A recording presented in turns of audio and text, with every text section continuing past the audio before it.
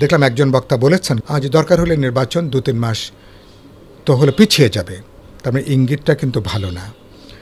তো এইটা হলে কি এবং এরকম একটা জায়গা হলে দেশের জন্য বিপজ্জনক, কারণ এই নির্বাচন পিছিয়ে যাওয়া মানে আপনি এটা অনিবার্য সংঘাত সংঘর্ষকে ডেকে আনা। অভ্যুত্থানের অংশীজনদের মধ্যে বিরোধ সংঘাত আরও বৃদ্ধি পাবে, অবিশ্বাসটা বৃদ্ধি পাবে, বৈরিতা বৃদ্ধি পাবে। চলতি মাসের 11 তারিখে চলো চলো ঢাকা জামাতের কর্মসূচি, আবার শুনতে পারছি যে 13 তারিখে আওয়ামী লীগের কোনো কর্মসূচি রয়েছে। তাহলে এর মধ্যে নির্বাচনী বিভিন্ন সহিংসতা চলছে দেশের বিভিন্ন এলাকায়, সমঝোতার তাদের নিজ নিজ এলাকার মনোনয়ন প্রার্থীদের মধ্যে। স্বাভাবিকভাবে দেশ এখন কোন দিকে যাচ্ছে? অনেকেই বলছে খুব গভীর সংঘাতের দিকে আগাচ্ছে। আপনি কি মনে করেন? আমি একটু বিস্মিত হয়েছি এই জায়গা থেকে যে জামাত ইসলামী অ্যাপারেন্টলি তো একটা দায়িত্বশীল দল বলেই আমরা দেখতে চাই। তাদের ব্যাপারে অন্য অভিযোগ আছে, অপরাধের অন্য অভিযোগ আছে, কিন্তু রিসেন্টলি তাদের কথাবার্তা তো কিছুটা তারা দায়িত্বশীল আচরণ করবার চেষ্টা করছেন। যেসব প্রশ্ন আমরা ঐক্যমত কমিশনের সমাধান করে এসেছি এবং তারা জানেন এগুলো, তাহলে যেগুলো আমি সেটেল করে এসেছি এগুলোকে তারা আবার আনফোল্ড করছেন, আনসেটেল করে দেওয়ার একটা চেষ্টা আবার আমরা দেখছি। ব্যাপারটা কি এরকম যে আপনি রাজপথে ওদিন আপনি কয়েক লক্ষ লোক নামালে এরপরে কি সরকারকে বাধ্য করা যাবে ওনাদের দাবির পক্ষে একটা আইন করবার জন্য? তাহলে পাল্টা বিএনপি, গণতন্ত্র মঞ্চ সহ অধিকাংশ রাজনৈতিক দল তারা যদি আবার মাঠে নামেন তখনকার পরিস্থিতি কী? ব্যাপারটা কি এরকম? আমরা কি পুরনো জমানার মতন আমরা কি এই রাজনৈতিক যেটুকু বিতর্ক এটা কি রাজপথ দখলের মধ্য দিয়ে আমরা কি সমাধান করতে চাই? বল প্রয়োগের মধ্য দিয়ে জবরদস্তি করে, শক্তি প্রয়োগ করে? তাহলে তো পুরনো হাসিনার জমানাই তো আবার সে কথায় মানুষ আবার স্মরণ করবে যে 7-8 মাস ঐক্যমত কমিশনে আলোচনা, কি অসাধারণ সম্প্রীতি, যাদের সঙ্গে মুখ দেখাদেখি ছিল না একসঙ্গে বসছি, কথা বলছি, আলাপ আলোচনা করছি, সাইড লাইনে মিটিং করছে, খাওয়া দাওয়া করছে, আবার হাসি ঠাট্টাও হচ্ছে। আবার আপনি ঠিকই দেখা যাচ্ছে যে এবং সেখানে আমরা জুলাই সনদে স্বাক্ষর করেছি, অঙ্গীকারনামা স্বাক্ষর করেছি, এমনকি আমরা গণভোটে একমত ছিলাম না, তারপরেও সবাই আমরা একমত হয়েছি সংকটের সমাধানের জন্য। সেগুলোকে আপনি রাস্তায় আবার চট দখলের মতন করে আপনি হাজির করছেন। এটা কোনো দায়িত্বশীল আচরণ নয়। তার মানে কি আপনি কি নির্বাচনকে ভণ্ডুল করতে চান? দেখলাম একজন বক্তা বলেছেন কালকে আজ দরকার হলে নির্বাচন 2-3 মাস তো হলে পিছিয়ে যাবে, তার মানে ইঙ্গিতটা কিন্তু ভালো না।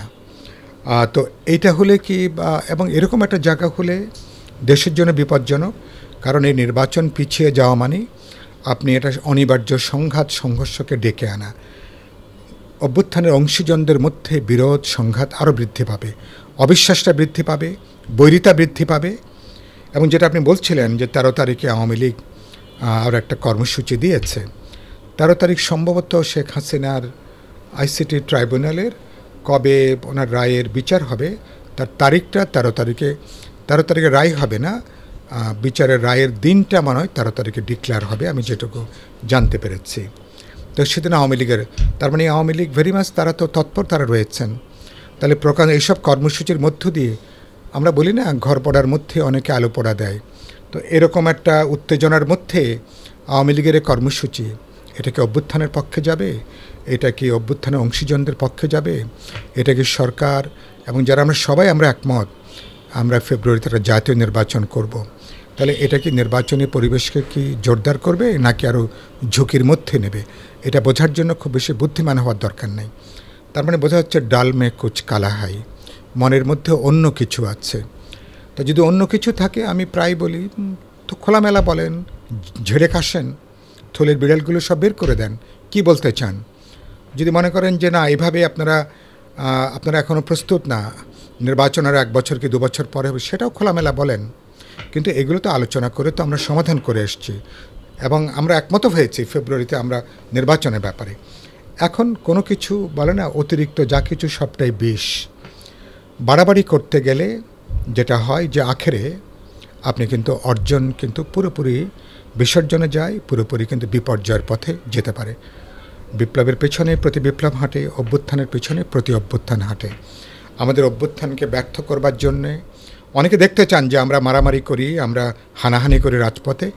এই পরিস্থিতির কেউ কিন্তু সুযোগ গ্রহণ করার জন্য কিন্তু দেশও বসে আছে, গ্লোবালিও অনেক পাওয়ার তারা কিন্তু বসে আছেন। আমি আশা করব আমি আজকের আপনার এই অনুষ্ঠানের মধ্য দিয়ে দর্শক শ্রোতা নিশ্চয়ই আমার সঙ্গে একমত হবেন। আমরা অনেক রক্তের বিনিময়, ত্যাগের বিনিময়ে আমরা একটা গণতান্ত্রিক অভিযাত্রার যে পথে যাচ্ছি, এটা ঝুঁকিতে পড়ে, প্রশ্নবিদ্ধ হয়ে মুখ থুবড়ে পড়ে এরকম কোনো দায়িত্বহীন আচরণ, কারো বাড়াবাড়ি, কারো অতিকথন, এটার যদি বাড়াবাড়িতে যদি এটা পর্যবেসিত হয়, তার জন্য দেশ জনগণকে আবারও বিশাল মাশুল দিতে হবে। আমরা কিন্তু সেরকম মাশুল না দিয়ে চলেন কীভাবে দেশ রক্ষা করতে পারি, দেশের জনগণকে, এবং এটা গণতান্ত্রিক অভিযাত্রা কীভাবে হাঁটতে পারি, সে পথে তাকানোটাই মনে হয় এই মুহূর্তে সবচেয়ে দেশপ্রেমিকদের সবচেয়ে বড় কর্তব্য হবে। আপনি সবসময় প্রতিবাদী কণ্ঠ। আপনার নির্বাচনী প্রস্তুতি সম্পর্কে সংক্ষেপে যদি জানাতেন। আপনার ধন্যবাদ। আমরা তো বিপ্লবী ওয়ার্কার্স পার্টি, আমরা তো ঢাকা 8-এ বিপ্লবী ওয়ার্কার্স পার্টি, আমার নাম পার্টি সিদ্ধান্ত নিয়েছেন এবার নির্বাচনের জন্য, যেটা ইতিমধ্যে পার্টি থেকে ঘোষিত হয়েছে, এবং গণতন্ত্র মঞ্চ আমাদের যে মঞ্চ সেখান থেকেও ঘোষিত হয়েছে। ঢাকা 8-এ আমি এখানে 50 বছর ধরে আছি। আমার শিক্ষা জীবন, গোটা রাজনৈতিক জীবনটাই এই অঞ্চলে কেন্দ্র করে।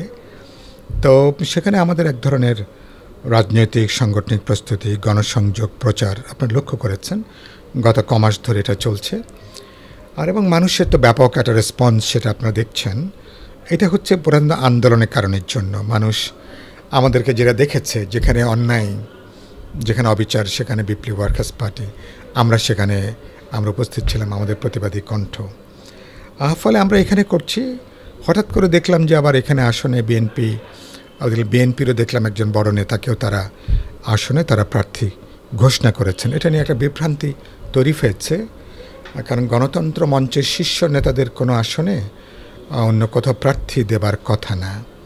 তো এটা নিয়ে ইতিমধ্যে একটা বিভ্রান্তি তৈরি হয়েছে, এবং এটা ওনারা প্রার্থী ঘোষণা করবার আগে ওনারা পার্টিকুলার এই ব্যাপারে আমাদের সঙ্গে কোনো আলোচনাই করেননি। ফলে এটা পার্টির মধ্যে যথেষ্ট ক্ষোভের জন্ম হয়েছে, আমাদের নেতাকর্মীরা বিক্ষুব্ধ হয়েছেন। আমাদের প্রচার অব্যাহত আছে বিএনপির সঙ্গে, তারা এটা জানেন। ইতিমধ্যে তো গণমাধ্যমে অনেক বড় করে বিষয়গুলো এসছে। তো এখন দেখি আমরা আলাপ আলোচনা করছি। বিএনপিতে আমাদের রাজপথের দীর্ঘদিনের আমাদের আন্দোলনের সাথে আমরা যুগপৎ লড়াইয়ে আছি। এখন হয়তো মাঠে কর্মসূচি নেই, কিন্তু ব্রডলি একটা বোঝাপড়ার জায়গাটা আমার মনে হয় যে আমরা আলাপ আলোচনা করে কেউ বন্ধুকে বলার চেষ্টা করছেন ঢাকা 8 না হলে কি 12-তে করবেন কিনা। তো দেখা যাক, সেটা বিএনপি থেকে আমাদেরকে চিন্তা, আমাদের পার্টি বসবে, এটা নিয়ে একটা আলোচনা। আর আমি ব্যক্তিগতভাবে কখনো নির্বাচন করিনি আগে। এদিক থেকে আমি আক্ষরিক অর্থে শিশু মানুষ। আমি দায়িত্বে ছিলাম গত 40 বছরে পার্টির প্রায় সকল নির্বাচনে আমি প্রধান দায়িত্ব পালন করেছি। ফলে এবার আমার ব্যক্তিগতভাবে আমার চিন্তা যাই থাকুক না কেন, পার্টির দিক থেকে এবার একটা বড় একটা উদ্যোগ, মানে রাজনৈতিক পরিস্থিতির জন্য নির্বাচন এবং পরবর্তী পার্লামেন্টে যাবার প্রশ্ন। দেখা যাক, পার্টি একদিকে প্রচার করছে, বিএনপি সহ আমাদের গণতন্ত্র মঞ্চ যাবতীয় বন্ধুদের সঙ্গে আলাপ আলোচনা করে আশা করি আগামী কদিনের মধ্যে আমাদের প্রার্থিত আসন ঢাকাতে না, আমাদের বিপ্লবী ওয়ার্কার্স পার্টি আরও তো বেশ কিছু জায়গাতেও আমাদের প্রস্তুতি আমাদের অব্যাহত আছে। আমরা 2008-এ প্রথম 5টা সিটে ইলেকশন করেছিলাম। 18 সালে আমরা 28টা সিটে আমাদের মার্কা নিয়ে, আমাদের পার্টি এবং আরও 5টা দল আমাদের মার্কা নিয়ে তারা ইলেকশন করেছিলেন। এবার আমাদের সংখ্যা একটু বাড়বে আমি আশা করি। আমাদের প্রচার চলছে, গণসংযোগ চলছে, কিন্তু গুরুত্বপূর্ণ হচ্ছে যে কালকে দেখলাম সরকারের একজন উপদেষ্টা আসিফ তো কালকে তো বলল কি নির্বাচন নাকি 5 কি 10-15 কোটি টাকার কমে নাকি নির্বাচনই করা যায় না। তো 10 থেকে 20 কোটি টাকা। তো এই যদি পরিস্থিতি হয়, খরচ করার কথা ছিল 50 লাখ, এবার মানুষ ইলেকশন কমিশন এটাকে 50 লাখে উন্নীত করছে। এখন উপদেষ্টারা যদি মনে করেন যে 10-20 কোটি টাকার কমে ইলেকশন করা যাবে না, যদি তার মানে কি আপনি আবারও আগামী পার্লামেন্ট কি তাহলে দুর্বৃত্ত, কালো টাকার মালিক, বিত্তবান ব্যবসায়ী তাদেরকে একটা ক্লাবে পর্যবেসিত হবে? তো আপনি বলে না যে আপনি ওই যে বলেন বাইরে ফিটফাট ভিতরে সদরঘাট।